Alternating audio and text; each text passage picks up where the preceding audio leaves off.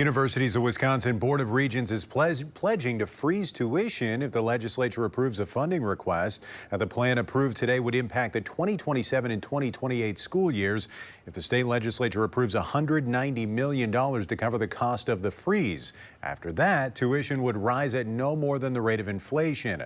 This is just the first step in a long legislative process of setting the UW system's budget.